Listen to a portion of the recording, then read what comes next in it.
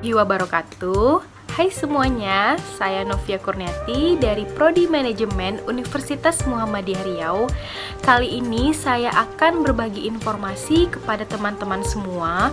Yang pertama, apa itu teknologi informasi dan seberapa perlunya sih informasi dan sistem informasi ini? Oke, baiklah.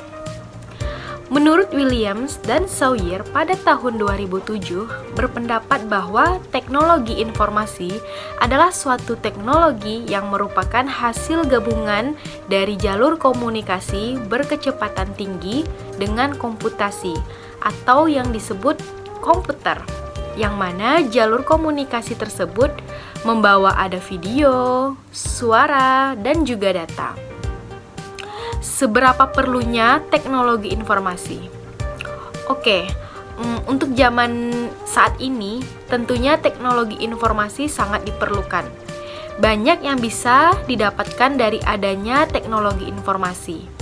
Dari sekian banyak yang bisa didapatkan, beberapa di antaranya yaitu lebih mudahnya dan cepatnya dalam melakukan proses komunikasi, proses perdagangan, dan dapat dilakukan secara elektronik. Mudahnya akses terhadap suatu informasi, pekerjaan juga bisa dilakukan secara daring atau disebut dalam jaringan. Bahkan lingkungan pun menjadi lebih terjaga, dikarenakan penggunaan kertas yang lebih sedikit.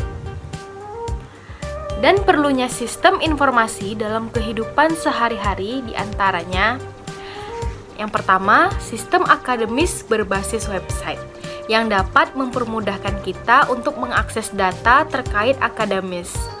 Yang kedua, sistem pemerintahan berbasis website atau e-government yang dapat memberikan layanan pemerintahan melalui internet. Yang ketiga, sistem pertukaran data digital.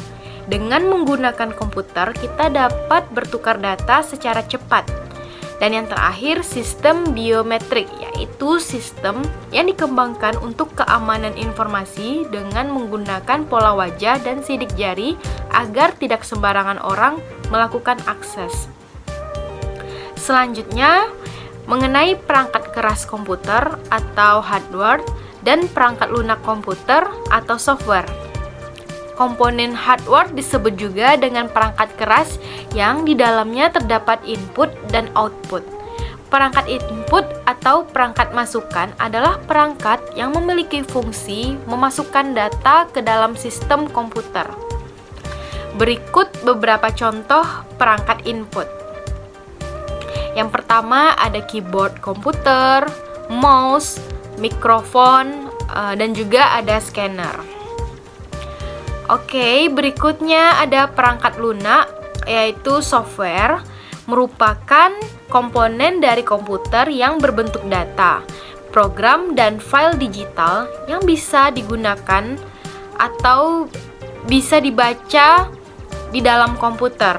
Software bisa juga disebut sebagian bagian sistem dalam komputer yang tidak memiliki wujud. Jenis aplikasi perangkat lunak itu ada perangkat lunak sistem operasi, perangkat lunak driver, perangkat lunak aplikasi, dan bahasa pemrograman.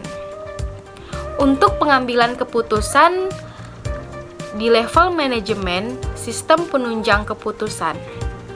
Pengambilan keputusan merupakan suatu hasil dari proses mental atau kognitif yang membawa seseorang yang terlibat ke dalam pemilihan sebuah rangkaian aksi dari beberapa alternatif pemecah masalah yang ada.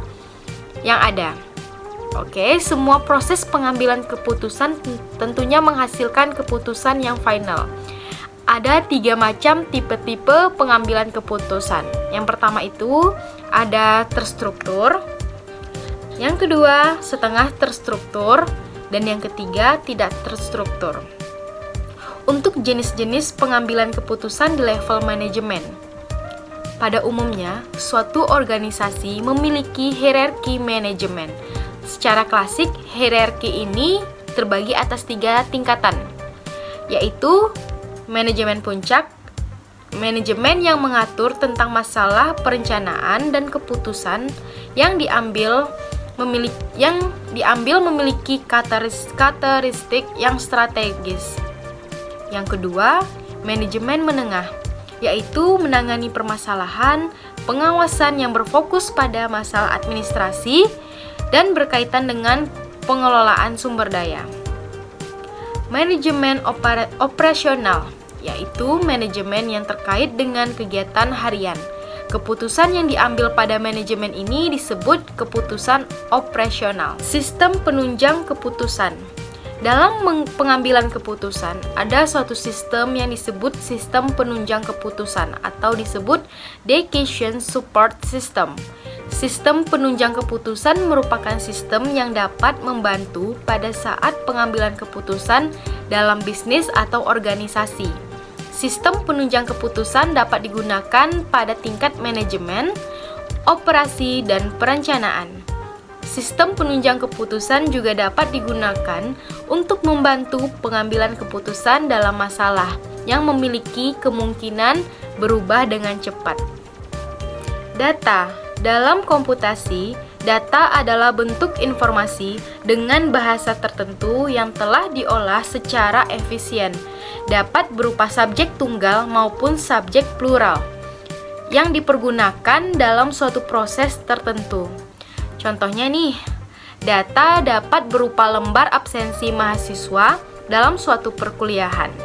Data dapat berupa informasi yang berbentuk digital biner.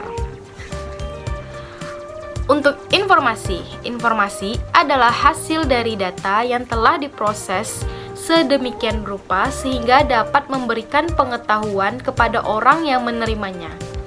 Informasi dapat dikatakan sebagai data apabila informasi tersebut dimasukkan ke dalam komputer dan jika data tersebut telah diproses, maka keluarnya akan bisa dikatakan lagi sebagai informasi.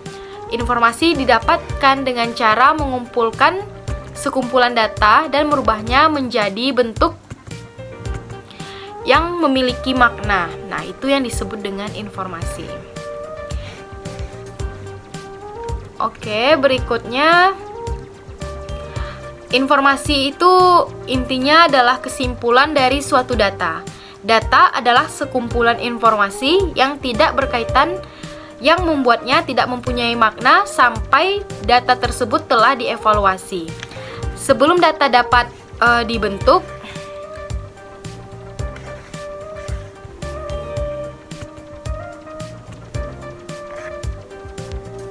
sebelum data dapat menyampaikan sesuatu kepada penerima, maka data tersebut tidak berguna.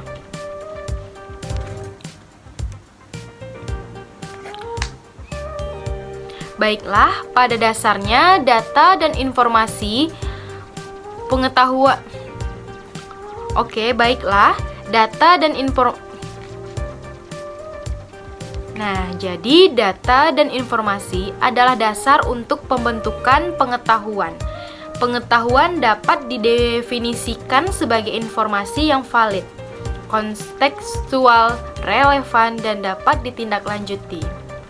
Dalam definisi yang lebih sederhananya nih, pengetahuan adalah informasi yang dikodifikasikan. Selain itu, pengetahuan juga dapat diperlakukan sebagai objek yang dapat diperoleh, diintegrasikan, dan disebarluaskan sebagai komoditas. Oke. Dan menjadi produk yang dapat diperdagangkan. Pengetahuan juga dianggap sebagai informasi dan makna. Baiklah, hanya itu yang dapat saya sampaikan. Mohon maaf bila ada salah kata. Wassalamualaikum warahmatullahi wabarakatuh. Terima kasih.